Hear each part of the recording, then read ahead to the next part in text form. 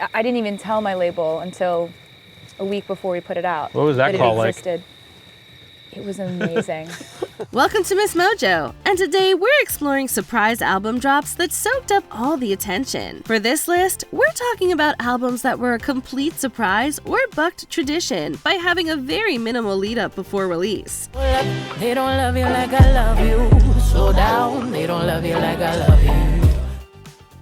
Magna Carta Holy Grail, Jay-Z. Months before his famous spouse changed music with her own surprise drop, the powerhouse rapper and executive Jay-Z partnered with Samsung for a massive collaboration. You know, my pop left when I was young, so he didn't teach me how to be a man, nor how to raise a child. The tech company bought copies of his newest offering, Magna Carta Holy Grail, for 1 million Galaxy smartphone users via an app before anyone had even heard it elsewhere. Magna Carta checked in at number 1 and beat out Sarah Bareilles' The Blessed Unrest, whose successful lead single Brave had given that release almost 3 months of lead-up. Honestly, I wanna see you be brave. Jay-Z's album finished in the top 10 of 2013's best-selling albums. Curtains all in my window. This fame hurt, but this chain works. I think back, you had the same person if this is all you had to deal with. Kamikaze, Eminem. After a disastrous traditional rollout for his 2017 comeback album Revival, Eminem jumped on the surprise release bandwagon the next year. Kamikaze dropped on August 31st, 2018.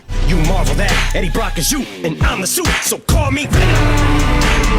Despite mixed reviews, fans and critics were thrilled to see Eminem back to his roots. The album wasn't just a shock for its unexpected release, but for its aggressive jabs at other artists. As always, courting controversy ended up helping the album stay in the conversation. Held against your will like a hubcap or mud flat beat strangler attack, so this ain't gonna feel like a love tap. Eminem's album interrupted the rollouts of albums by Nicki Minaj and Travis Scott, and ultimately, Eminem ended the year with the best-selling rap album. The Coles, the Sean's, the K-Dots, the 5 9s and O. Brought the world 50 Cent, you did squat, piss and moan, but I'm not gonna fall. Endless and Blonde, Frank Ocean. The R&B wunderkind followed up his first album with 2 unannounced releases in 2 days. Frank Ocean dropped Endless, a minimalist visual album to fulfill the end of his contentious contract with Def Jam Records. The next day, he released Blonde, which may just be his masterpiece. I thought that I was dreaming when you said you loved me. He had stiff competition though. Britney Spears released Glory, and Barbra Streisand debuted a star-studded celebrity duets album during the same time frame. I'm your fan, yes we can, yes we can, yes we can! However, Ocean's Blonde ended up being regarded as one of the best albums of that year and the entire decade. All the things I didn't mean to say, I didn't mean to do.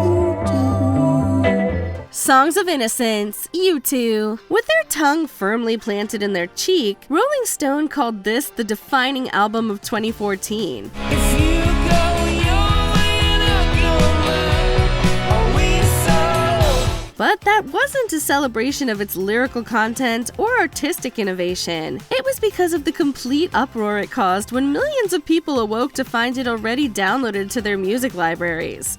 U2's new album, Songs of Innocence, is going out for free to 500 million people in the next 5 seconds. Shockingly, the giveaway may have had the desired effect. Not only did the release of Songs of Innocence dominate the media cycle, but Time magazine reported that more Apple users listened to the unexpected U2 album than Taylor Swift's 1989. But I got a blank space, baby, and I'll write your name.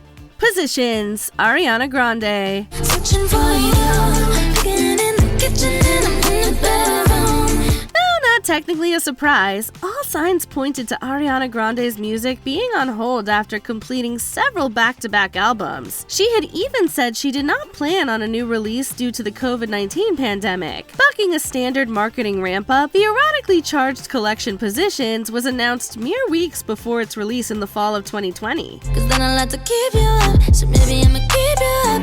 The The album, while polarizing, overshadowed release rollouts by established artists like Kylie Minogue and Sam Smith. Smith's album Love Goes was released on the same day and was blocked from achieving a top spot in the UK due to Grande's release. 'Cause we'll never be kids again. No, we'll never be kids again. GNX, Kendrick Lamar. After spending 2024 dominating Drake in a relentless duel of diss tracks, Kendrick Lamar's victory lap included booking the Super Bowl halftime show and dropping this. If this world was mine, I'd take your enemies in front of God. Introduce them to that light, hit them strictly with that fire. The only lead-up GNX got was a teaser trailer on November 22nd. A half hour later, the album dropped, putting the period on the end of a stellar year for the Pulitzer Prize-winning artist. Hits, I got bucks, I got new paper cuts, I got friends, I got foes, but they all sitting ducks. Hit his turf and get cracking, double back like a deluxe. It was an instant smash success. All 12 of its songs appeared on the Hot 100. This domination actually kept holiday hits out of the top positions and ended the months-long chart runs of popular leftover summer hits from other artists. I'ma make you say it loud. I'm not even tripping, I won't stress you out. Lemonade, Beyonce. How did she do this twice? 3 years after Beyonce dropped her self-titled album and a companion visual album on an unsuspecting public, she did the exact same thing again with Lemonade. You just gotta let it be, let it be, let it be, let it be, baby. In that time, the myth of celebrities surrounding her had grown to a fever pitch. Songs with presumed real-life parallels to her life with husband Jay-Z, as well as unlikely but incredible collaborations, made this one irresistible for diehard and casual fans alike. A woman dealing with mistresses and side chicks and ultimately forgiving the man. So as a fan, a lot of people are thinking, is she talking about Jay? There's a big chance she could be. Any artist wanting to make an impact on the charts would avoid a Beyonce release date like the plague. So the unplanned release ended up usurping traction for a planned album from Ferg. This was the perfect storm of celebrity, artistry, and unparalleled hype. Can't you see there's no other man above you? What a wicked way to treat the girl that loves you. Auntie, Rihanna. It's hard for an established artist to try something new. After years of radio-friendly hits, Rihanna's 2016 surprise 8th album was a turn toward the more emotional and experimental. Baby, don't you leave. Don't leave me stuck here in the streets. Auntie dominated music coverage the week of its release. Despite strong singles and strong marketing campaigns, Sia's This Is Acting and Charlie Puth's much-anticipated debut album were drowned out during Rihanna's Banner Week.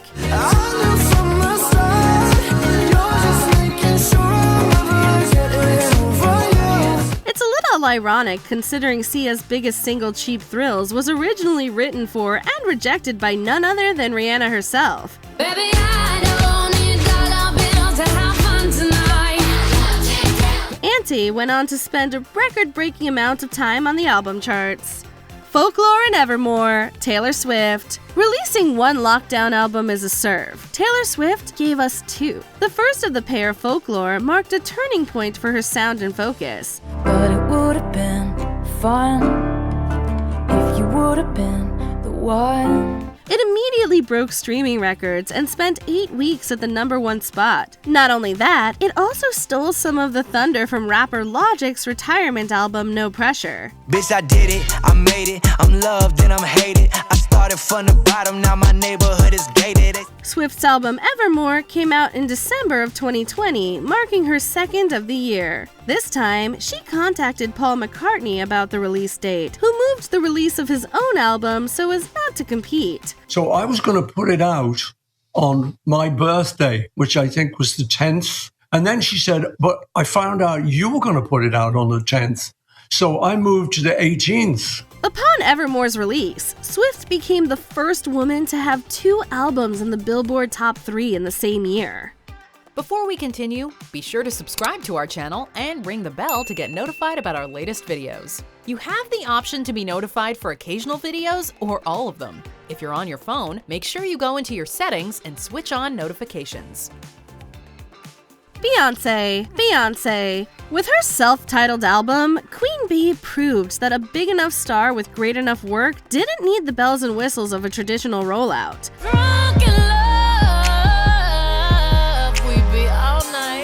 The moment this dual album and visual album dropped, the world seemed to stop. Everyone else's releases became an afterthought. Childish Gambino's album Because the Internet was one of the casualties. Make her turn around in the lane like a queen, and I'm only looking back if I'm looking at her booty. At her booty. Even positive coverage of that album had to mention its unintentional bad timing. Released 2 weeks before, Britney Spears' much maligned Britney Jean was in the middle of an underperforming run of sales.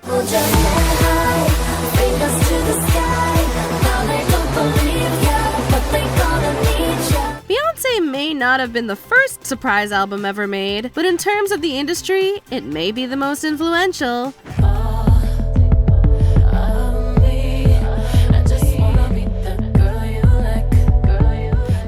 Which of your faves put out the best surprise album? Let us know in the comments. Respectfully.